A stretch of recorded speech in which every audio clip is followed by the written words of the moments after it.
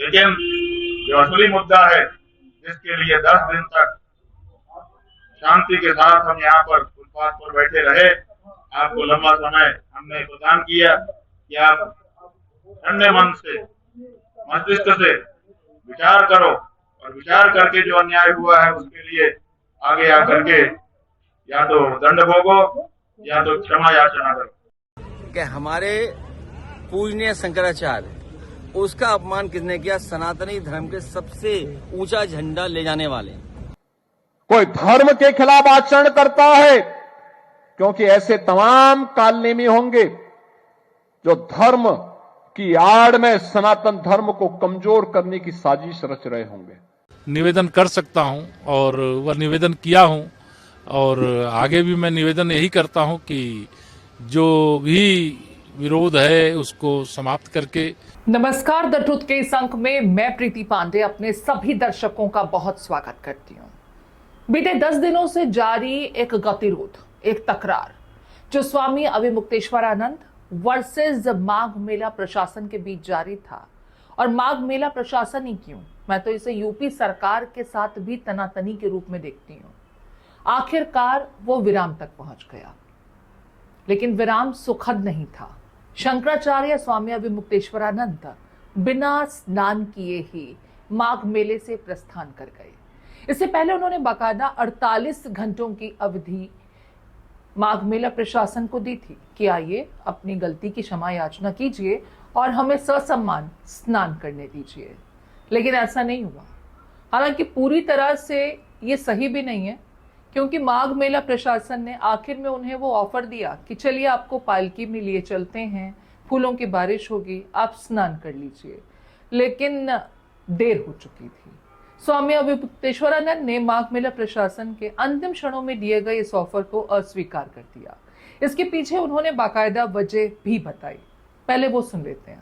कहा कि अगर आप अपनी गलती के लिए, अपने अपराध के लिए क्षमा याचना कर सकते हैं तब तो ठीक है, बाकी कुछ आपसे हमको नहीं चाहिए, क्योंकि जो हमारा है उसको आपको आज नहीं तो कल देना ही पड़ेगा। वो हमारा अधिकार है, वो आपकी तरफ से किया गया दान नहीं होगा। लेकिन जो असली मुद्दा है, जिसके लिए 10 दिन तक शांति के साथ हम यहाँ पर फुटपाथ पर बैठे रहे, आपको लंबा समय हमने प्रदान किया कि आप ठंडे मन से, मस्तिष्क से विचार करो और विचार करके जो अन्याय हुआ है उसके लिए आगे आकर के या तो दंड भोगो या तो क्षमा याचना करो। लेकिन 10-11 दिन बीत जाने के बाद भी आज जब हमारे जाने का हमने निर्णय किया, तब इस तरह का प्रस्ताव हमारे पास आया।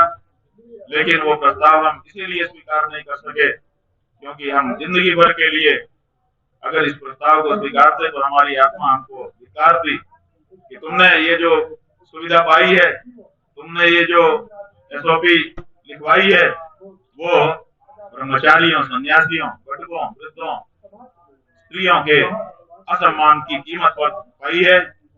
इसको कभी भी हमारा हृदय स्वीकार नहीं कर सकता था, इसलिए हमने प्रस्ताव को ठुकरा दिया है। अब सवाल ये है कि अगर माघ मेला प्रशासन को स्वामी अभिमुक्तेश्वरानंद सरस्वती को स्नान के लिए पालकी पर जाने देने की इजाजत देना ही था, तो फिर इतने दिनों तक इतना बवाल क्यों हुआ? उनके शंकराचार्य होने पर भी आपने सवाल खड़े कर दिए थे। उन्हें अपमानित करने में कहीं कोई कोर कसर नहीं छोड़ी गई। इतना ही नहीं, प्रदेश के मुख्यमंत्री ने तो काल नेमी जैसी संज्ञा के साथ में उनमें एक और तमगा लगा दिया था। उनकी इंडिविजुअलिटी को ही प्रश्न चिन्ह के दायरे में खड़ा कर दिया गया था। अब ऐसे में कोई व्यक्ति इतना अपमानित होने के बाद अगर आप धीरे से जाकर कहते हैं कि चलिए आपकी ही सुन लेते हैं, आप पालकी पे चलिए, स्नान कर लीजिए, तो कोई कैसे स्वीकार करे? स्वामी अभिमुक्तेश्वरानंद सरस्वती ने अपनी दलीलें दी कि आखिर उन्होंने प्रशासन की बात को अब इस समय अस्वीकार क्यों किया और यहां से प्रस्थान करने का इरादा क्यों किया। विपक्ष भी इस मुद्दे पर प्रदेश की सरकार को कटघरे में खड़ा कर रहा है। अखिलेश यादव को सुनिए, जो सीधे तौर पर मुख्यमंत्री से सवाल कर रहे हैं कि आप तो खुद को एक योगी कहते हैं, सनातनी होने का दम भरते हैं, सनातनियों के सबसे बड़े हितैषी होने के दम पर आप प्रदेश की सत्ता में काबिज हैं, लेकिन फिर इतना बड़ा अपमान शंकराचार्य का, वो भी आप ही की सरकार के होते हुए, ये तो काबिले बर्दाश्त होगा नहीं। सुन लेते हैं अखिलेश यादव को भी, फिर इसके आगे भी कुछ डेवलपमेंट है, उससे भी आपको वाकिफ कराएंगे। कि हमारे पूजनीय शंकराचार्य, उसका अपमान किसने किया? सनातनी धर्म के सबसे ऊंचा झंडा ले जाने वाले, उनका किसने किया अपमान? आप बताइए किसने अपमान किया? आप कह रहे योगी आदित्यनाथ ने? वो योगी कब हो गए? सर्टिफिकेट कहाँ से मिला?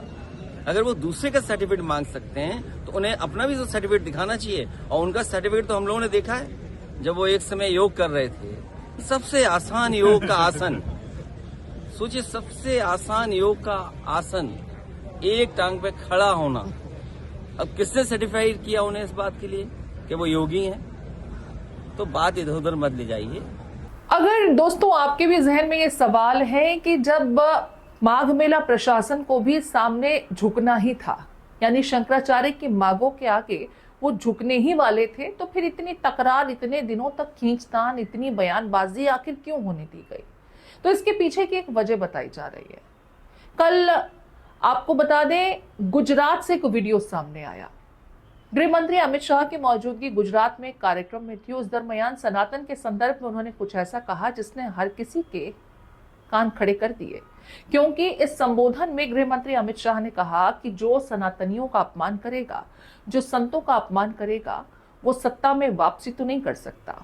अब आप बखूबी जानते हैं कि प्रदेश में अगले साल चुनाव होने वाले हैं और प्रदेश में ही सनातन और ब्राह्मणवाद को लेकर के जिस तरह का बवाल खड़ा हुआ है, उससे तो हर कोई अब तक वाकिफ हो ही चुका है।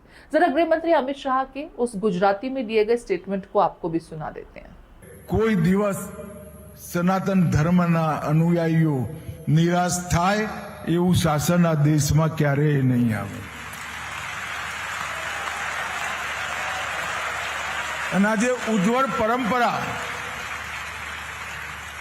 સંતોના આશીર્વાદથી, ગાદીપતિ મહારાજના આશીર્વાદથી જે પ્રસ્થાપિત થઈ છે, અને આપણે સૌ चलिए, तो देर सबेर ही सही यूपी प्रशासन की नींद तो खुली, शंकराचार्य के सामने झुके भी। ये बात अलग है कि शंकराचार्य ने अब इस पेशकश को अस्वीकार कर दिया। हालांकि इस मुद्दे पर यूपी में बीजेपी में दो फाड़ नजर आते हैं। गृह मंत्री अमित शाह ने इशारों ही इशारों में गुजरात की जमीन से शायद प्रदेश के मुख्यमंत्री को यह समझा दिया कि 2027 दूर नहीं है और सनातनियों का अपमान हिंदुस्तान बर्दाश्त नहीं करेगा। विपक्ष उसे को भुना भी रहा है। हालांकि प्रदेश के डिप्टी सीएम को यह बात जल्द समझ आ गई थी, जिन्होंने बीते दिनों अपने स्टेटमेंट में शंकराचार्य को भगवान शंकराचार्य की संज्ञा से संबोधित किया। ये बात अलग है कि मुख्यमंत्री उन्हें कालनेमी कहकर पुकारते रहे। जरा चलते चलते वो भी सुना देते हैं। मुझे जब बात करने के लिए कहा जाए तो जरूर करूंगा। मैं तो प्रार्थना तो कर ही सकता हूँ, चरणों में शीश झुका सकता हूँ, निवेदन कर सकता हूँ और वह निवेदन किया हूँ। और आगे भी मैं निवेदन यही करता हूँ कि जो भी विरोध है उसको समाप्त करके और संगम में स्नान करके और जो एक संदेश अनुकूल जाना चाहिए वो देने की कृपा करें, ऐसी मैं प्रार्थना करता हूँ। एक योगी के लिए, एक सन्यासी के लिए, एक संत के लिए धर्म और राष्ट्र से बढ़कर के कुछ नहीं हो सकता। यही उसके जीवन का ध्येय होना चाहिए। उसकी व्यक्तिगत प्रॉपर्टी कुछ नहीं होती, धर्म ही उसकी प्रॉपर्टी है, राष्ट्र ही उसका स्वाभिमान है। अगर कोई राष्ट्रीय स्वाभिमान को चुनौती देता है तो हमें खुल करके उसके सामने आकर के खड़ा हो जाना चाहिए, उसकी चुनौती का मुकाबला करने के लिए खड़ा होना चाहिए। कोई धर्म के खिलाफ आचरण करता है, क्योंकि ऐसे तमाम कालनेमी होंगे जो धर्म की आड़ में सनातन धर्म को कमजोर करने की साजिश रच रहे होंगे। हमें उनसे सावधान होना होगा, उनसे सतर्क रहना होगा। तो शंकराचार्य तो चले गए बिना स्नान किए हुए, एक परंपरा भी टूटी। अब आने वाले दिनों में सियासी हलकों में ये कितने दिनों तक किस्से कहानियों में दोहराई जाती रहेगी, इसके लिए आपके कमेंट का इंतजार रहेगा।